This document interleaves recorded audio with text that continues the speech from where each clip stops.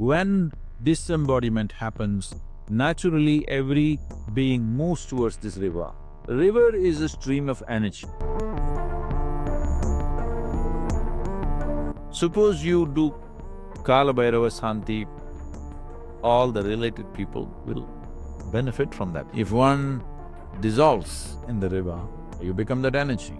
If you cross, you go to another realm where beings will hang on.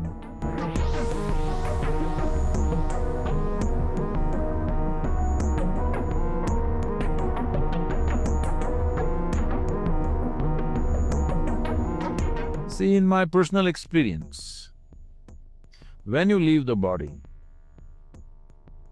depending upon what level of evolution you are in, how thin or thick your casing is, accordingly things happen.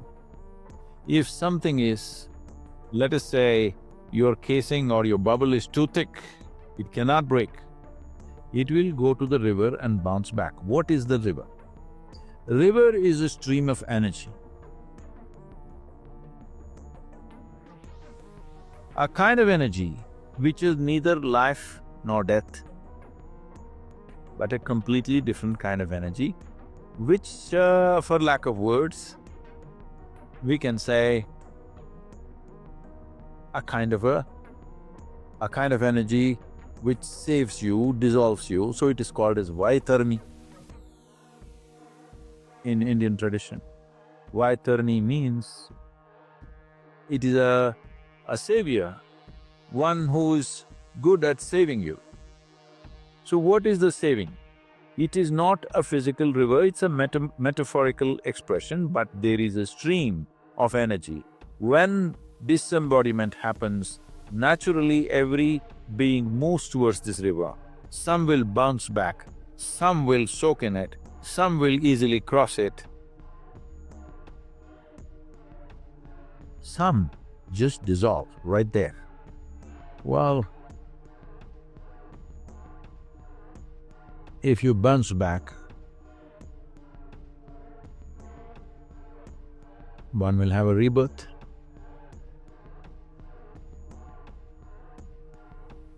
If one dissolves in the river, you become that energy.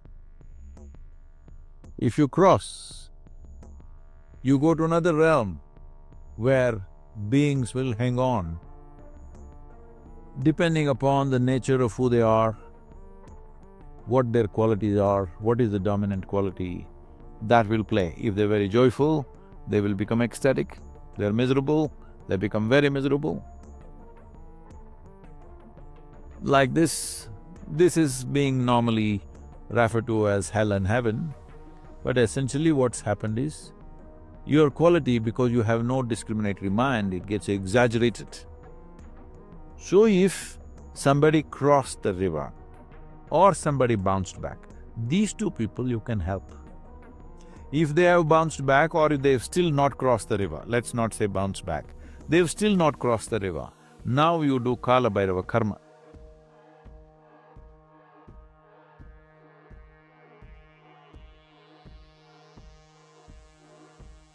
Now they might have, you don't know for sure, they might have crossed the river, but still because of the thickness of their shell and their own attitudes, they may be going through this in an unpleasant manner.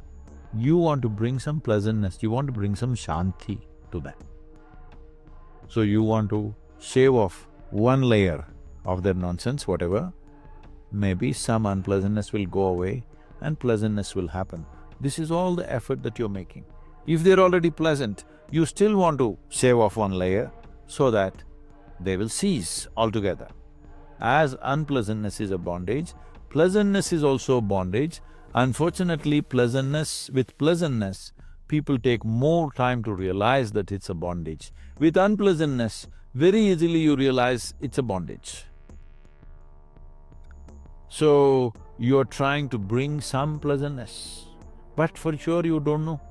Maybe your grandfather or whoever else has already dissolved, maybe there's nothing to do. You don't know, but you still do as a duty so that in case he needs it.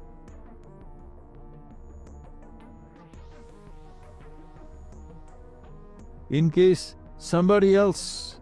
See, this is… once you do this work, this is not only individual, because there is a certain runanubandha which connects people.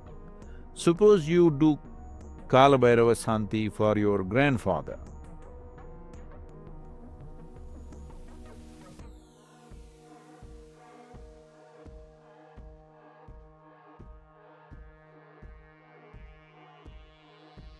But he doesn't need it, he's already gone.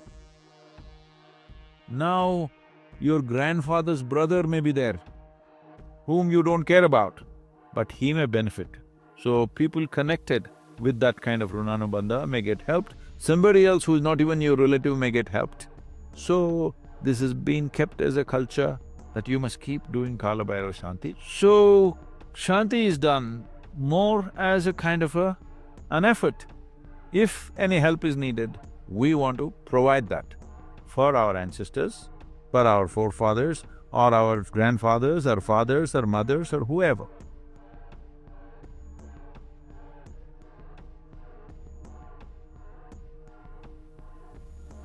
It doesn't matter whether your ancestors are hanging around there or not, we don't know. Maybe they've dissolved, maybe they've attained to mukti, maybe they're come back and reborn and again, it doesn't matter what, you keep doing it so that all the related people will benefit from that. Pitru Paksha means… Pitru means doesn't just mean your father or your grandfather. Everybody who's the source of our existence is our Pitru. So you want that to happen to all the people connected. It doesn't matter, we like them, we didn't like them, we knew them, we did not know them, but all related people to whom we can do something, we do something.